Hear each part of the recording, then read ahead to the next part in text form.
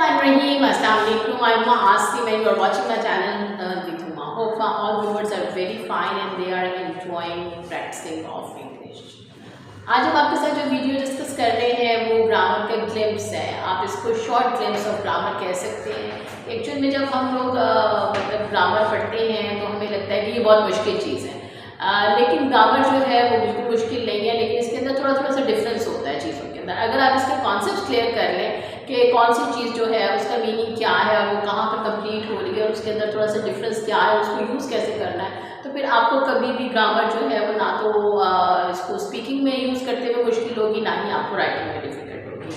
मैंने वैसे अपनी इंडिविजुअल वीडियो सारी बनाई हुई है ग्रामर्स के ऊपर। अगर किसी को इशू हो तो वो इंडिविजुअल वीडियोस देख सकता है, लेकिन आज जो मैं आपके साथ डिस्कस कर रही हूँ that is glimpse, short glimpse you can say that. इसमें सारे में आपके साथ नाउन प्रोनाउंस जो है वो कुछ छोटी छोटी एग्जाम्पल्स के साथ और शॉर्ट ग्लिम्स में डिस्कस करूँगी, जिससे आपको फ़ौरन पता चल जाएगा। अगर आप कंपैरेटिवली देखेंगे तो आपको फ़ौरन आइडिया हो जाएगा कि किसके अंदर कितना डिफरेंस है और कितनी मतलब उसमें कितना फ़र्क है और कैसे आपको देखें वो फ़ौरन समझ में आ जाएगा। तो हम अपनी वीडियो को स्टार्ट करते हैं। वीडियो आज मिस करने वाली नहीं है। अगर किसी को ग्रामर में कोई कॉन्सेप्ट में प्रॉब्लम है, आज होप्स हो कि वो सारे कॉन्सेप्ट जो है वो क्लियर हो जाएंगे और उनके प्रॉब्लम्स जो है वो सॉर्ट आउट हो जाएंगे। Let's move to our video.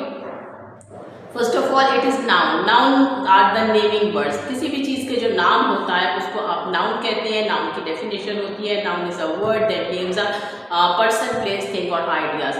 Otherwise you can say that nouns are the naming words. तो किसी भी चीज़ का जो नाम होता है, चाहे वो डोर है, पर्सन है, प्लेस है, लाहौर है, इस्लामाबाद है, अहमद है, डोर है, चेयर है, ठीक है, कीज है, they are all called as the noun. Very simple definition and very simple use. Then comes pronoun. अब प्रोनाउन की क्या ज़रूरत पड़ती है? प्रोनाउन की ज़रूरत इसलिए पड़ती है कि प्रोनाउन वो चीज़ है जो आप नाउन की जगह पे यूज़ कर सकते हैं। मतलब ये कि अब आप एक पैराग्राफ लिख रहे हैं और उसमें किसी का आपने बार बार जिक्र करना है, अहमद का जिक्र करना है या नौरीन का जिक्र करना है या किसी और चीज़ का जिक्र करना है, तो फिर बार बार आप वर्ड नेम यूज़ नहीं करेंगे, बल्कि उसकी जगह पे आप उसकी रिप्लेसमेंट यूज़ कर देंगे और उस रिप्लेसमेंट को आप क्या कहते हैं? प्रोनाउन। तो प्रोनाउन वो चीज़ें हैं जो आप नाउन की जगह पे यूज़ कर सकते हैं। आप कह सकते हैं कि pronoun is a word that takes the place of a noun.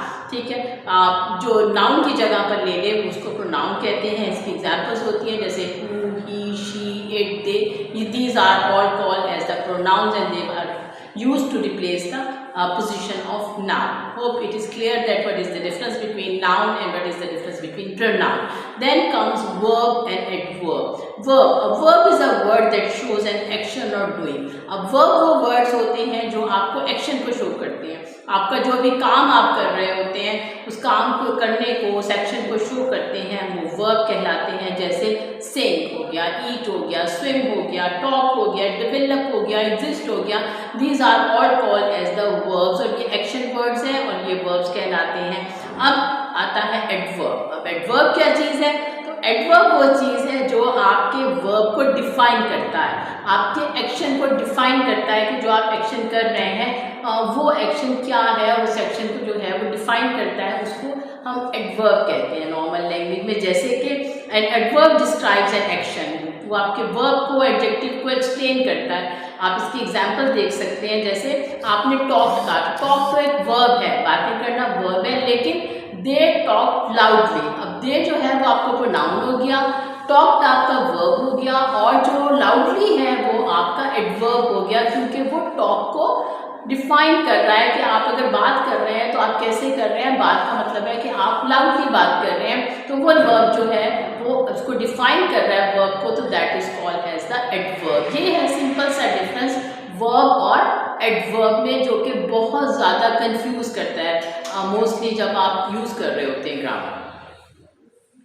Then comes adjectives and prepositions। ठीक है, then comes adjective का क्या मतलब है? adjective जो है वो आपकी क्वालिटीज़ को एक्सप्लेन करता है। कोई भी क्वालिटीज़ होती हैं उसको एक्सप्लेन जो करती है चीज़, उसको आप एडजेक्टिव कहते हैं। जैसे कि आपका रेनी हो गया, फास्ट हो गया, ह्यूज हो गया, ठीक है, टॉल हो गया, शॉर्ट हो गया, ये क्वालिटीज़ हैं। ठीक है, इन क्वालिटीज़ को जो चीज़ एक्सप्लेन करती है they are called as the adjectives, वो एडजेक्टिव्स कहलाते हैं। And then come prepositions. तो प्रेपोजिशंस में लोग कंफ्यूज हो जाते हैं कि प्रेपोजिशंस क्या है। तो प्रेपोजिशंस आप कह सकते हैं they are the joining words, वो जो चीज़ों को ज्वाइन करते हैं, वर्ड्स को, फ्रेजेस को, सबको एक साथ को ज्वाइन करते हैं, उनको हम प्रेपोजिशंस कहते हैं। जैसे कि आपके प्रेपोजिशंस हैं बहुत सारे, for example on, in, out, between, across. मैंने इसके ऊपर डिफरेंट पूरी वीडियोस जो हैं वो मैंने प्रेपोजिशंस पे, एडजेक्टिव्स पे सब पे की हुई है। अगर आपको डिटेल में देखना हो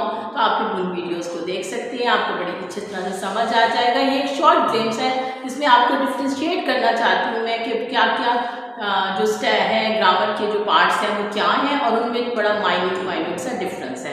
तो ये हो गए प्रेपोजिशन आपके, जो आप सो कह सकते हैं कि joining words, they are called as the joining word. Then comes conjunctions and interjections. Conjunctions and interjections, तो कंजक्शंस ऐसे वर्ड्स होते हैं जो आपके सेंटेंसेस को लिंक करते हैं, जो आपके दो जो जुमले होते हैं, जो दो आपके सेंटेंसेस होते हैं, उनको लिंक्स करते हैं, उनके दरमियान में ब्रिज बनाते हैं। जैसे कि आप एंड कह सकते हैं, येट कह सकते हैं, बट कह सकते हैं, वाइल कह सकते हैं, आइदर कह सकते हैं, बिकॉज कह सकते हैं। ये सारे कंजक्शंस ऐसे होते हैं जो आपके दो बड़े जुमलों को ज्वाइन करते हैं, इकट्ठा करते हैं, उनका कनेक्शन क्रिएट करते हैं। They are called as the conjunctions. Then comes interjections. Interjections जो हैं वो आपके वर्ड्स और इमोशंस को एक्सप्लेन करते हैं। जो आपके इमोशंस होते हैं, जो आप बोलते हैं, समटाइम्स आपका एक्सप्रेशन आता है इमोशनल, उनको हम इंटरजेक्शन कहते हैं। लाइक ओ, वाव, ठीक है,